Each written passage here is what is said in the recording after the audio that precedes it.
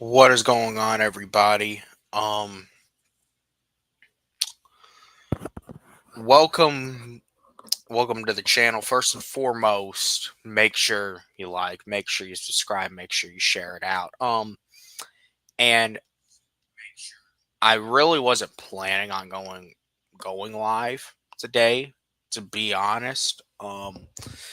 Because typically, as you all know, those of you that follow the channel know that you know what I like to do this year, what I was wanting to do this year is I may go live after the game Sunday, debrief, talk about it, and then I'll put a recap video out on Monday, a little more, you know, level headed, talking about everything, and then I want to move on to the next week. But I just do not think that what happened yesterday is something you can just move on from. Now, it's something that you can't live in. You can't let it define your season, obviously. But this is not, it feels like once or twice at least every season we suffer a loss that has us having a similar conversation as the one we're going to have today, which is, what the hell is wrong with this team? Why is it year after year after year, no matter who the coach is, no matter who the quarterback is, why can't this team get it together? Why can't they come out and win these games that they are supposed to win? It's not an issue of the, let me say this, the Falcons could beat anybody that they want to. They could play with anybody that they want to, but they can also lose to anybody that they want to. And that is the most frustrating thing about this team is we see every single week, and it's not just a this year thing. It was a thing last year, it was a thing the year before last. The Falcons most weeks play down to their opponent's level. Now, the difference was yesterday is the Falcons, it did not just play down to the Panthers level, because playing down to the Panthers level would have been losing by a field goal or losing on a fourth down stop, would have been losing by 3 points.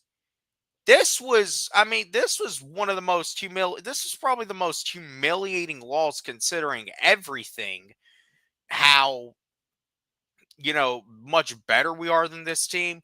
We were favored by 5.5, and this is one of the reasons that Vegas never shows us love, is because Vegas finally puts a little bit of confidence in us to go and take care of some business, and we have shit running down our legs by the time the game ends. This is why no one is going to trust us.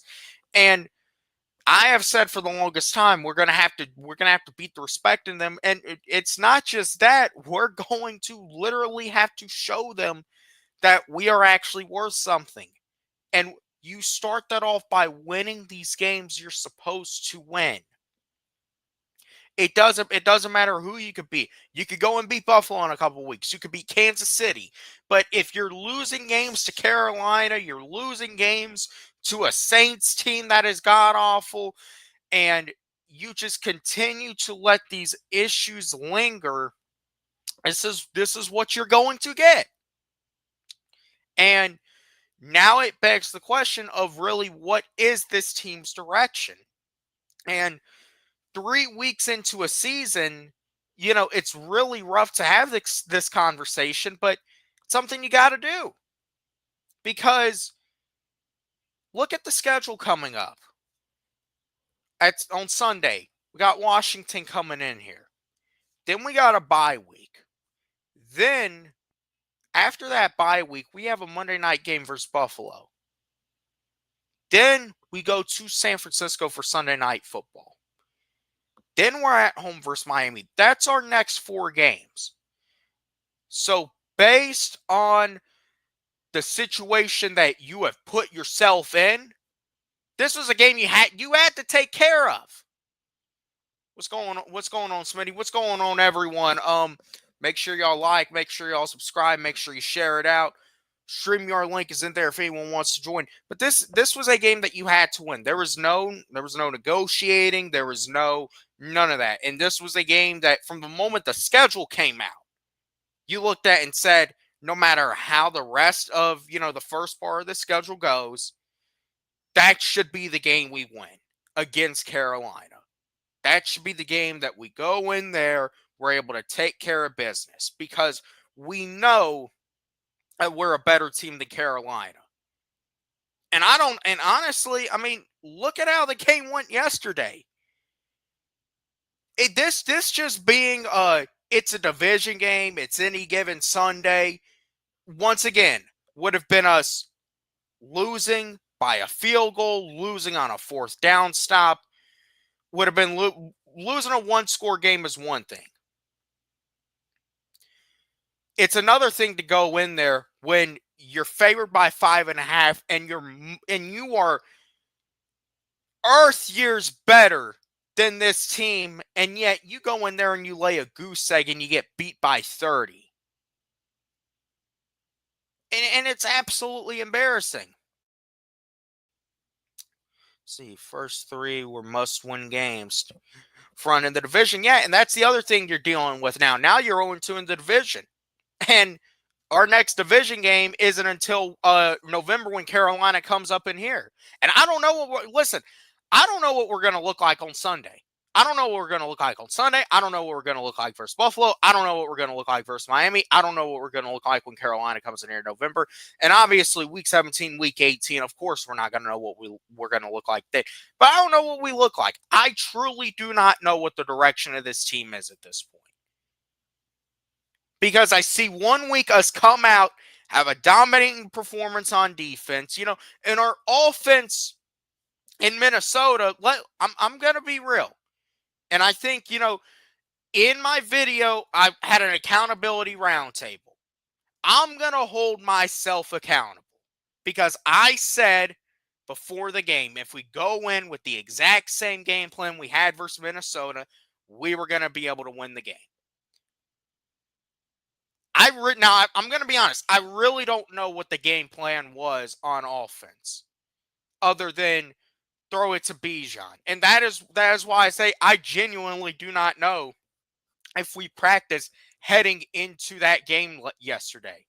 It truly seemed like they were at Magic City all week, eating lemon pepper and it's why Raheem Morris, Coach Happy, was talking about we felt like we had a great week of practice. Well, I'm like, shit. Going to Magic City and having a lot of pitches up on you, yeah, I'd be feeling good too. But see, that's the issue with this team. How focused is this team actually? How dedicated? All the talk we hear, listen, we hear all of the right things from this team. Of course we do. I went through this last year and I told y'all Raheem Morris would make an amazing politician because he tells you exactly what you want to hear and he's going to make you think that everything is okay, probably because he thinks that everything is okay. But the reality is that, and it's a much darker reality, is that we do not have a consistency. We do not. Because we don't know what team is going to show up week to week.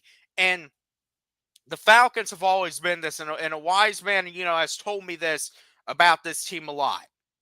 Has said, son, you got to understand something. They're going to win the games they shouldn't, and they're going to lose the games they should. And so far this season has been exactly that. We honestly, in Minnesota, we went in there, we looked like a team that was miles better, went into primetime, one of the toughest places to play. We had one of the best defensive performances probably in a couple of years the NFL has seen, period. Held them scoreless in the second half. J.J. McCarthy, 2 interceptions, 4 turnovers, 6 sacks. And it wasn't a ideal day on offense, but you got the run game going. That's what was able to carry you to a victory. Michael Penix did not have an ideal game in Minnesota. But it's just, in reality, in the Minnesota game, everything went right for us there. the exact opposite happened yesterday. Everything went wrong. And I really start to think about it. The only real difference in the Minnesota game is that the defense was put in a much better position to actually be able to make plays. That was, I think, that was the big difference. The defense in Minnesota was put in a much better position to make plays, whereas yesterday we saw a defense that, granted, I gave the defense, I did not cut them slack. I felt like the fact that you just let Bryce Young get comfortable, even though I will say it did feel like they were still blitzing, they were still sending pressure, but the fact that they couldn't get home like they did last week, it definitely hurt, considering that they had two of their starting offensive linemen out. Now you have a situation where you're not getting the pressure, but overall I still say that I think the defense, all things considered, was, at the end of the day, we gave up 30 points. 7 of those points can be contributed straight to a pick six. And then another 10 of those points, or 3 of those points, can be contributed to the second interception. So did the defense play in its entirety horrendous yesterday? No. Did they play good? No. But this game yesterday, it fell on the offense, and I talked about it. Fell on Michael Penix. And I went back, watched some highlights, watched some film today. I had to be up early. So I mean, it being on my mind agitated me enough to where I had to come on here and do this second live stream. I went back, I watched some tape, I watched some film, and I saw that this game was probably more on Michael Penix than I even put on him yesterday. Now, once again, he was going to have a type of game like this. Michael Penix, for all things, considered, is still only starting his 6th game. You're going to see young quarterbacks have rough games.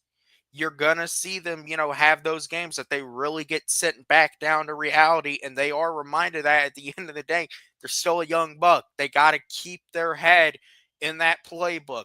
Keep their eyes on in the film room at all times.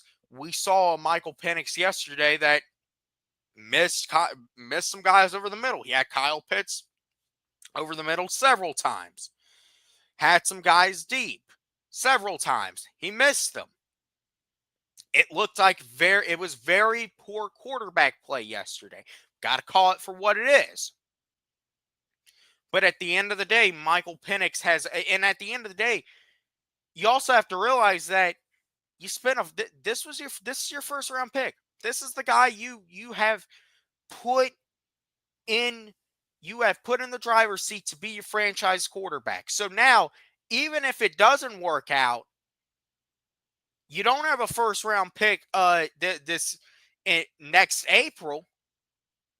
So you're really stuck with Penix until the end of next year, even if it does not work out. But even though it was a very poor game yesterday, I still have some confidence I have confidence in Michael Penix. I do. That sounds really crazy to say. I have confidence in Michael Penix. I feel like this was a game that, in a way, he did need. He needed to have this game. So now he's going to be able to go and clean up some of those mistakes. And it's not going to come overnight. But as Michael Penix grows, he gets even more starts, under him. He's going to learn. He's going to be able to hit those throws. I do not think this is a Desmond Ridder situation. I legitimately think that Michael Penix has the potential. He has the tools. He has the arm. And, by the way, I'm also going to say this. So far this season, I truly do not think Michael Penix has taken one deep shot. I truly do not think that. I think the one time he actually took the deep shot was at the very end of the game, week 1 versus Tampa. I don't even know if you can really call that a deep shot, but that's about as deep as Penix has gone this season. And I mean, he had the ball thrown. He threw it great, but Hodge just gave up on his route. That's really, you can really contribute that just as much as you can contribute Kuzma's missed field goal to losing that Tampa game, which, by the way, speaking of kickers now, we're right back on the kicking carousel. Because after missing 2 field goals yesterday, Barcaromo, his job may be in jeopardy. They're talking about they're going to bring in more kickers. And see, this is having a dilemma at the kicking situation is almost as bad as having it at quarterback. Because your kicker should be one of the most reliable positions on the team. He should be a guy that you can rely on to go out there and kick those field goals 80, 90% of the time. And look, at the end of the day, Koo is not the answer. We clearly saw Koo couldn't do that anymore. You know, what now, if I'm being completely honest, I would actually give Parker Romo another shot on Sunday. Just because the fact that if Koo got so many shots, I at least think Romo should get one more going into the bye week. And if he shows he's able to bounce back, you take that with what you will and you keep him in the mix. If not, then okay, get his ass out of here. Get another kicker up in here. But I would at least give him the shot again Sunday versus Washington. But once again, it is inconsistency. It is dysfunction. And it is something you cannot have at the kicking situation. Now,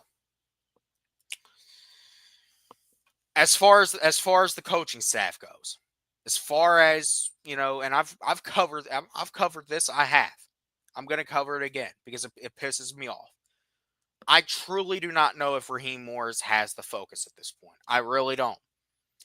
I think one of the things about Arthur Smith's time in Atlanta was that Arthur Smith, I really think, was too hard on himself. I think he put in account too much of what, the media was saying about getting Bijan involved, getting Pitts involved, stuff like that.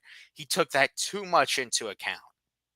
And he was focused on proving them wrong, but also when you get all obsessed in that and you get in all those different headspaces, it really does, at the end of the day, mess up your focus to actually be able to win football games.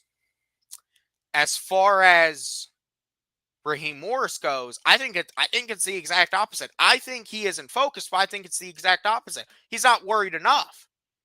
Raheem thinks that you can just, flip your fingers and everything's going to be okay. That is not how it works. And also think Zach Robinson is right there with him. And I'll say this. I never thought I was going to say this. Between everything that we saw, especially those last 2 years under Arthur Smith, and the offense that we've seen the first 3 games highlighted by yesterday, I would rather see Jonnu Smith pitching it out and throwing it to Michael Pruitt and jet sweeps to Jonnu Smith on the goal line than the shit that we saw yesterday called by Zach Robinson. Because even though Penix missed some of those key throws, at the end of the day, check down to Bijan, looking for Bijan as your number 1 target in the receiving game, and making this offense centered around one man to the point where you're running out of the same 3 and 4 formations and your offense has been totally figured out. Because at least with Arthur Smith and the BS that he brought along, it was almost like the dude was trolling, and you couldn't almost help but laugh at it a little bit. I mean, at least the shit looked entertaining. I'll give Arthur Smith that. With Zach Robinson, this motherfucker, this is This is, I think, worse than anything Arthur Smith put out, what we saw yesterday. Because we are seeing this offense be centered around one man, and I am going to say it again. I love Bijan Robinson. I think he is one of the best players in the entire NFL. I think he is one hell of a talent. Bijan, at this point in time, he sets you up for first downs. He's one of the most reliable players that you can have to set you up for a first down. But he does not get you touchdowns. Bijan has proven that. I mean, when all of Bijan's long touchdowns we've pretty much seen out of the receiving game. Now, I don't know if, all of a sudden that has Zach Robinson thinking that, that can just be his top receiver. But at the end of the day, if that is your goal, then you don't need to be anywhere near a sideline. But at the end of the day, how many times have we seen with Bijan? I'm not necessarily even blaming Bijan for this, but how many times have we seen it be, oh man, just one like tackle just right there, one footstep tackle, and he could have been gone. How many? That happened again yesterday. How many? It feels like that happens once or twice a game with him, but yet we haven't seen him broke a big one yet. So what I say, Bijan can get you first downs all day. He doesn't get you touchdowns. And then that's where, not hating on Bijan once again, love Bijan, that's where a Tyler Algier can come in. But then that's really when, and I want to go up to a comment that Smitty made earlier. I want to highlight it right here. Game plan should be run, set up, play action, or naked bootleg. I agree. And matter of fact, I believe their first play all of yesterday, it was a bootleg, and Michael Penix tried to get Kyle Pitts out, short, but he just missed him. You should have been running that ball. I mean, Bijan rushed for 72 yards. For all intents and purposes, he only got 13 carries. Now I will say this, and it may sound a little contradicted, but, you do have to make it make sense. If you're going to get Bijan involved, it should have just been on the ground. It should have been on the ground, even coming out in the second half. The first play was a run to Bijan and picked up 2 yards. At that point, okay, either get him or Algier in there and keep running the football. But no, this shit is so backwards, and you have pretty much coached Michael Penix, because I truly do not believe that this is just all Michael Penix, because we have not seen Penix one time this year take a deep shot. And how many times did we see, especially in the last game of the season last year, let's not act like we weren't competing for anything, because we were still in the playoff hunt. Hell, versus Washington, that touchdown he threw to Kyle Pitts late in the game. All of those 3 games, we saw numerous times Michael Penix say, fuck it, and throw it downfield. And sometimes that's what you got to do to open up your offense. But they clearly have coached that out of him. They have coached him this year into it being Bijan, and that is in the passing game. And don't get me wrong, Bijan Robinson is an amazing receiving back. But if the number one focus of your offense, especially when you got a wide receiver you drafted top 10, the highest drafted tight end ever, and, a wide receiver you're paying a pretty good amount of money in Darnell Mooney, Ray McCloud, and yet you're this entire offense running and passing is the Bijan Robinson show. That is, at the end of the day, that is not a winning formula on offense, and you're going to get figured out, and you did. Carolina figured out, instead of stopping Bijan, we're going to let him get some of his. Because at the end of the day, we know that Bijan's only gonna get so much. And then when it comes time to go down midfield, and we do get Bijan wrapped up, Penix ain't gonna know where to put it. Just like that, 4th and 3, 4th and 4 we had after the drive after he threw the pick six, when he had Ray McLeod basically wide open. All he had to do was connect, and Ray would have been gone. It would have been like a 30, 40-yard game. Probably could have gotten it into the red zone. It's another thing. And I honestly couldn't believe this, because I could have sworn there was one time that we did reach the red zone. But no, we didn't even get inside the 30-yard line on offense yesterday. That's how bad it was. And as much as we can sit here and shit on Michael Penix, we got to hold Zach Robinson accountable. We got to look at him, and especially the hype that there was around this dude. Him coming from the McVay tree. Him, he's going to be this next iteration of the McVay coaches. Well, I don't know what anyone else is looking at. This doesn't look like a coach that comes from anything related to Sean McVay, because Sean McVay puts wrinkles in his offense. Sean McVay with Bijan, Sean McVay with all these weapons would have a field day.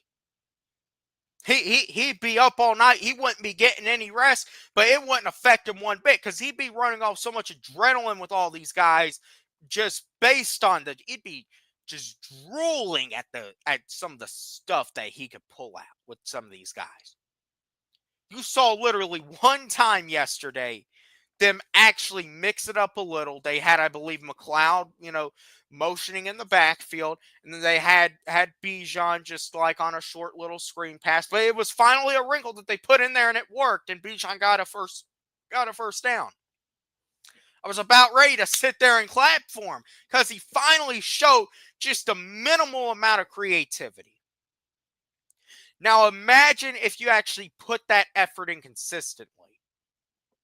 But so far, all we see is run to Bijan. It's the same 2 or 3, runs. Matter of fact, they're basically at this point, they must just be designing that, okay, Bijan's going to run into all the gaps plugged up, but then he's so special that he's just going to make plays, and he's still going to get 7-8 yards out of it. It seems like that's how they're game planning it. And then, throw a flat to Bijan. Throw a wheel route to Bijan. That's what the offense is.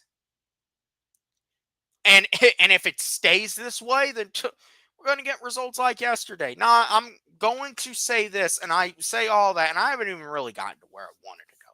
What is the direction of the Atlanta Falcons? I truly don't know. I don't know what we're doing. I don't know what our goals are. I don't know where, you can really even say we're going. As far as this upcoming Sunday's game goes versus Washington, and this has been a game I've been big on all offseason. I've said that, it's time to get some revenge. It may not even be Jane Daniels. It might be Mariota.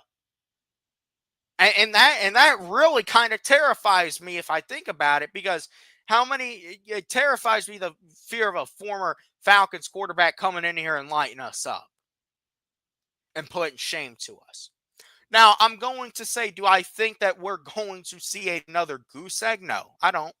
Because it's very hard to do that 2 weeks in a row, and I don't think we've ever seen it in the NFL. For all we know, and I'm saying this, the Falcons could come out and win on Sunday versus Washington. I have said we would do it all offseason. I still think it's entirely possible. But you got to stick to me, because people can tell you. I got no problem admitting it. I tend to be an optimist with this team. I have always said that I'm still going to try to find the good. I'm going to point out the good. And that's what I did going into this season. I found the good that we had with this offense, finally thinking we'd be able to open it up and we would start being able to reach our full potential. The good in what Jeff Ulbrich could finally bring to this defense, and actually letting guys rush the passer. So I tried to find the good. And some of the good I saw, especially from the defense, came in Minnesota. Hell, even versus Tampa, I wasn't really even that concerned because I felt like I saw the good. I felt like we were going to improve. It really feels like since that Tampa game, we've taken steps back on offense because now we're even more reliant on Bijan. And you cannot be relying on one man because if that is what you are doing, you're setting yourself up for failure, thinking that any sole player can carry you to victory. You don't see that with Philadelphia. Yes, we know Saquon is the, star of their offense, but you don't see them literally rely on Saquon the levels that the Falcons rely on Bijan. At least they do mix it up. They try to get the ball to A.J. Brown every now and then, try to get the ball to Devontae Smith. The Falcons have 0 touchdowns to wide receivers or tight ends. And that is quite frankly infuriating, especially considering how we were told the genius Zach Robinson is, and now Zach Robinson could be the next in line to become a head coach of this whole Shanahan McVay tree.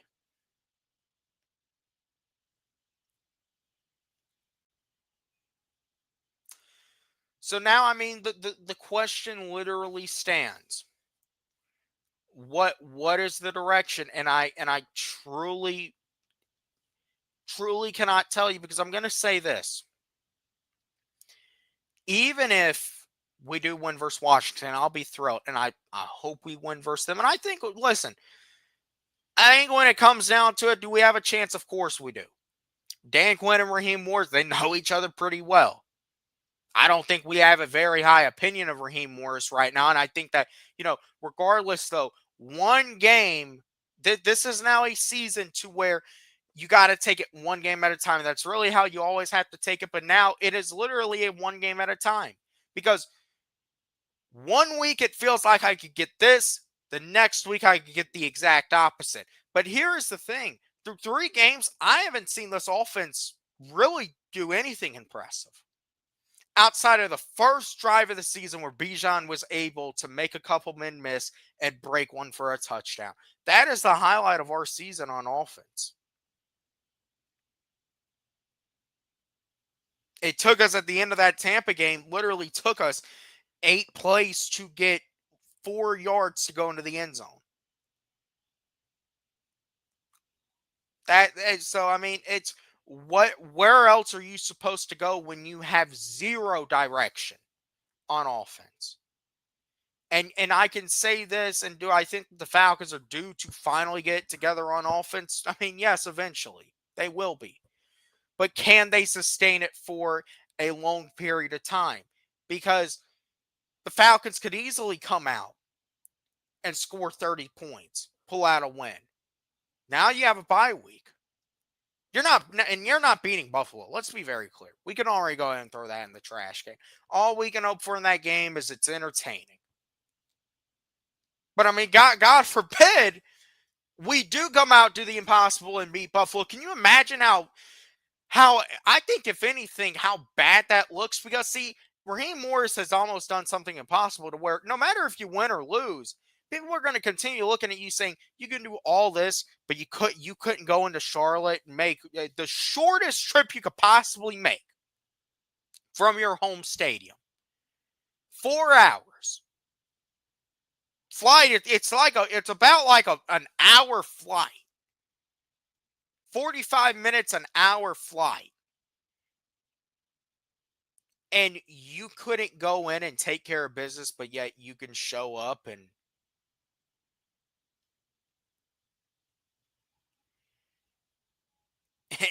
you can literally do this. But see, I'm telling you right now, the Falcons can beat as many good teams as they want. And I'll be happy with it. I'll be thrilled with it because y'all know I want to win every game. but we could beat as many good teams as we want. We could come out and we could literally run the table these next 3 games. After that, we got Miami. Who's to say we wouldn't lose to Miami? Now we're right back at square one. We're talking about what are we going to do to take care of business against teams we need to take care of business against. Because if you can't take care of business against these teams, you're not worth anything at the end of the day. That has been the issue that the Falcons have faced now for several seasons. And, talking about the fixes that need to be made, of course, fixes need to be made. I truly think that, though, until Raheem Morris actually starts to show that there is a sense of urgency with this team, because we kind of thought it through the decisions, but then we see him after the game. Hey, what's up, man? What's up? Hey, you want to go to the club or something? It's Coach Happy. That's what it is. He does not look concerned with the team actually winning. He just wants to be, and I can't believe, because we all used to get on Dan Quinn about this, but Dan Quinn looks like Coach Carter compared to Raheem Morris.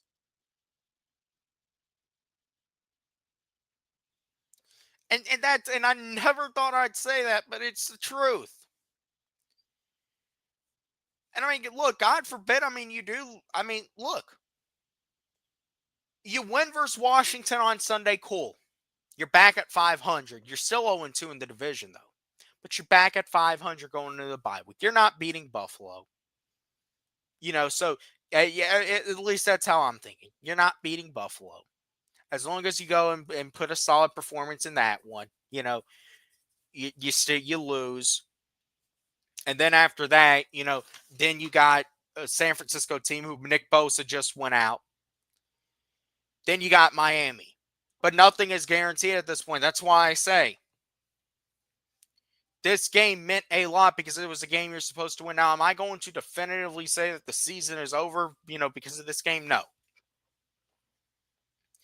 Because I'm really interested to see how Michael Penix responds. I am.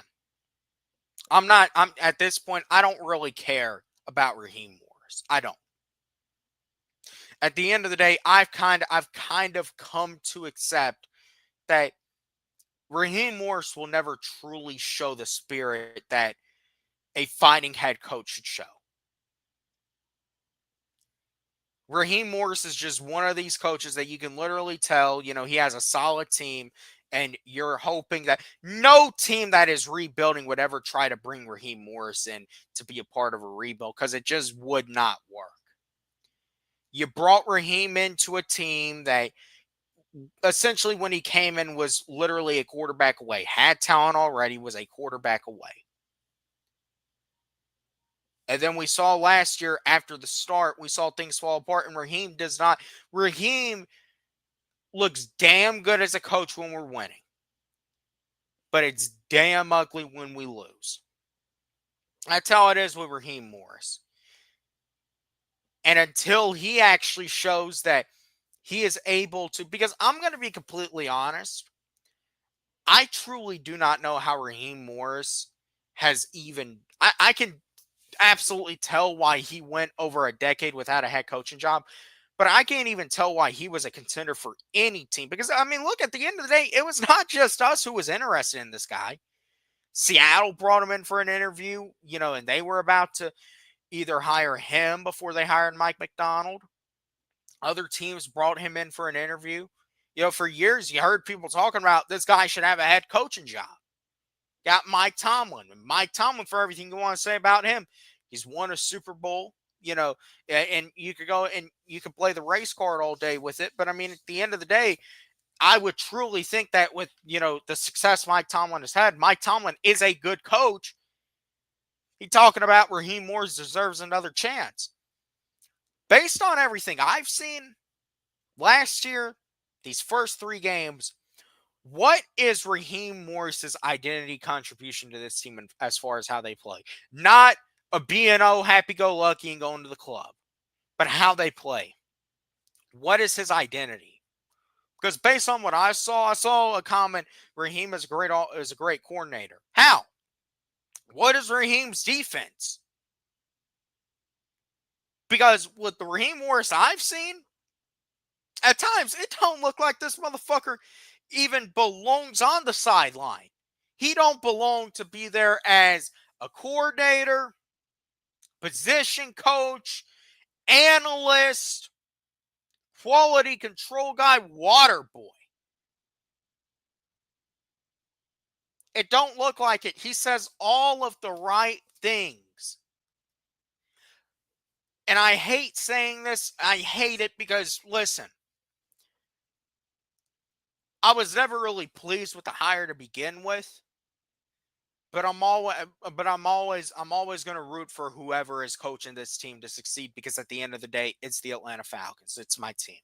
So I don't care who's coaching them. I'm going to root for them to succeed. At the end of last year, he lost a lot of people with the bullshit at the end of the Washington game and the Carolina game. Then he kind of slowly brought people back in this offseason after that draft. Now, what is it? Because I'm telling you, these next few weeks are going to be very critical for Raheem Morris. But here's the thing. It doesn't just mean, if we win 2 out of our next 3 and we get back to 500 after San Francisco, it doesn't mean that at that point, everything's happy-go-lucky. Because then you now got to start going out and winning the games you should win. Because I'm going to list them off to you. Miami at home. Carolina in November at home. 2 times versus the Saints. I'll put the Jets in there, even though the Jets actually look like a really competitive team. That is a team that, even though they're 0-3, they're showing a lot of heart right now. But I'll still throw them in there, because at the end of the day, the Falcons have a much better roster than the Jets. 5 of those 5 games, you should win every single one of those games. No other debate about it. No other debate about it. Those are 5 games you should win at this point. Will the Falcons win all 5 games? At the rate it goes, they're probably going to drop at least 1. That's just the reality. So even if, this is the thing at this point. Even if we pull off some upsets, now you got to go take care of the games you should take care of. And if you can't do that, you're back at square one. So until this team starts to take care of business, or they just absolutely crap themselves all over and fall apart. Is that some breaking news?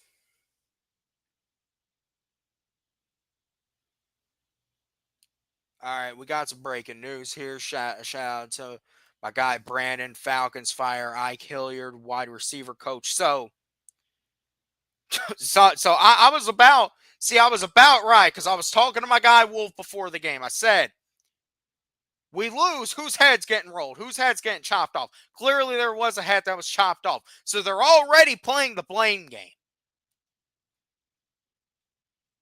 You already see the blame game being played. But here's the thing.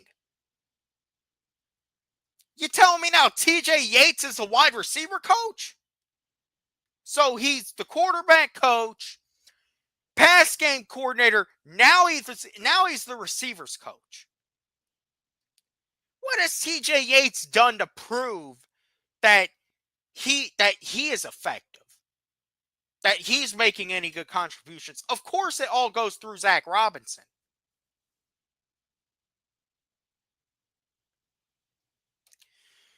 But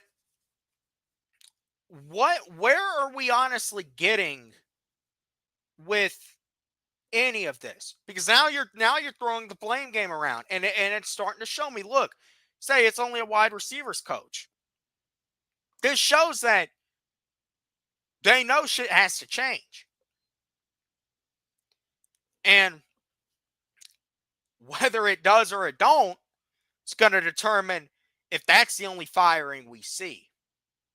But I will say this: if you are firing somebody after week 3, more times than not, that doesn't really spell good news. It doesn't.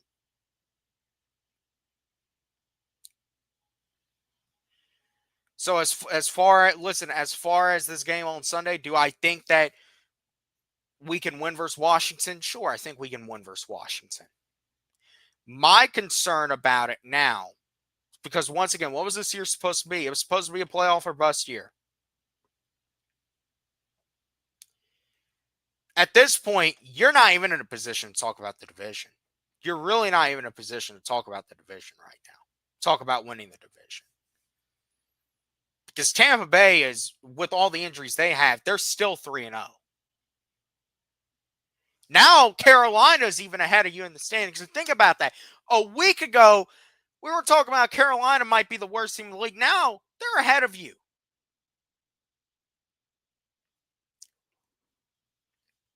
And see, that's what makes it so frustrating. It is. So what makes it so frustrating. This is where the issue comes in. So until we actually see consistency,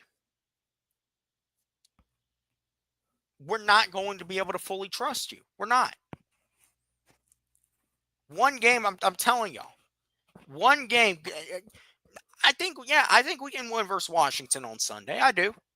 I think we're due to beat them. Listen, at the end of the day, it is very, very tough to beat a team 5 years in a row. I could see the team absolutely coming out Sunday playing pissed off as they should. And if they don't come out Sunday playing pissed off, then you might as well just go ahead and send some more people on out during the bye week. Perfect time to do it. You actually have an extra day also because the Buffalo game's on Monday night. Perfect time to do it. So if they don't come out on Sunday with a fire lit under them playing pissed off, then at that point, that just shows me that the team is already out of it. So Sunday is going to tell us a lot about the direction of this team. I'm saying that right now. Sunday will tell us a lot about how they respond. You got a lot of young guys on this team. You got a quarterback who really played his first rough game.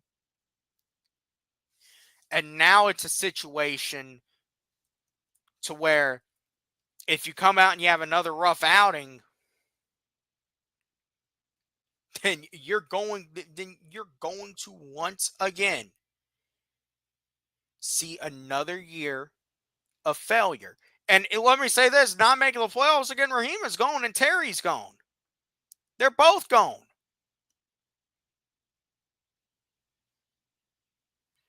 And now you're once again sitting here, you're without a first round pick. You're with an owner in his mid-80s who's really more concerned about selling his yacht. And this leads us back to Rich McKay.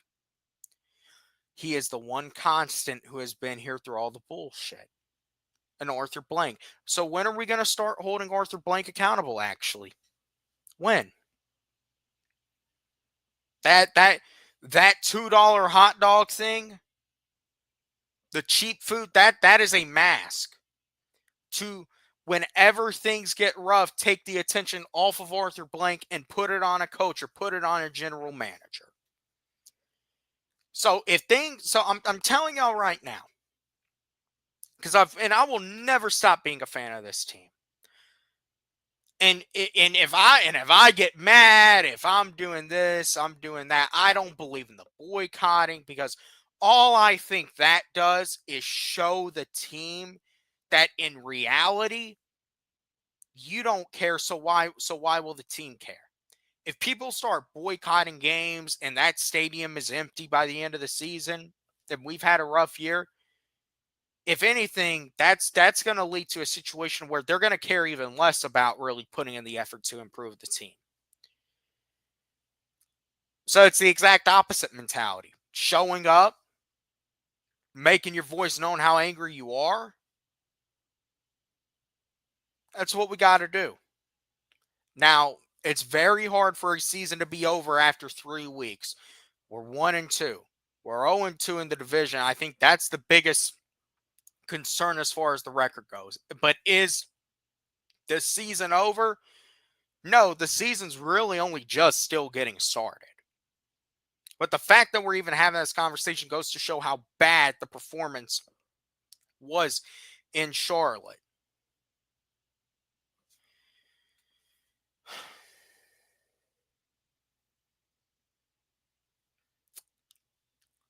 However, with all of that being said, with all that being said, when things will only get better and the direction of this team is only going to become more apparent when you start to just take care of the games that you need to take care of. That is what you have to do.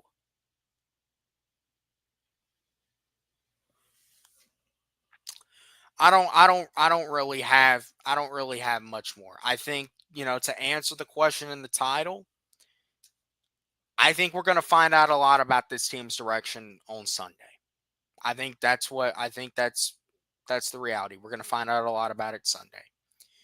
And I've said this.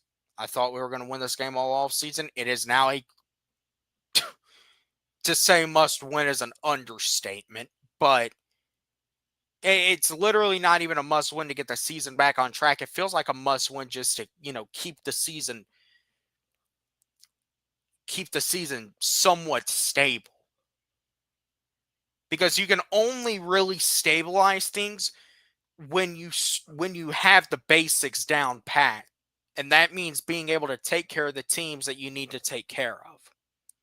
So all that was said, listen, I would love to drink the Kool-Aid, and maybe I still am. Not saying the season is over.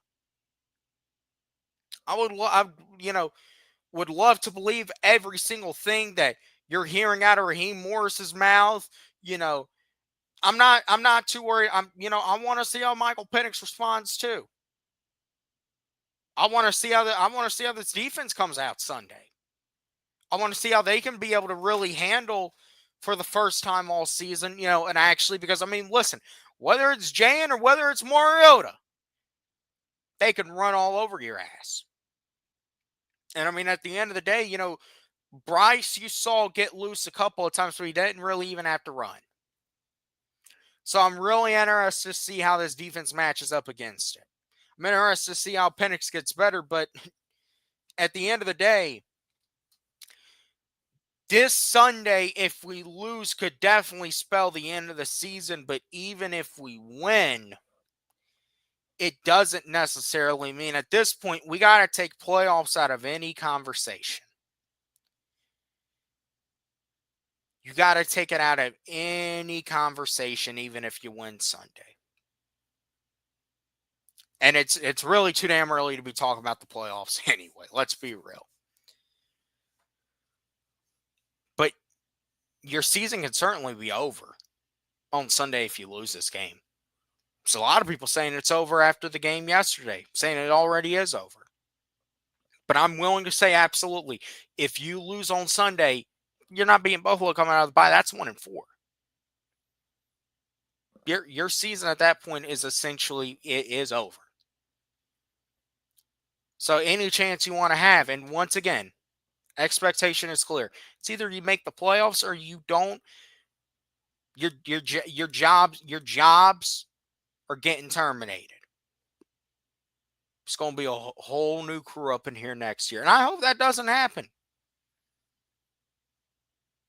I really don't. I hate having to go through the cycle of a new GM and a new head coach. But if it's got to happen, it's got to happen.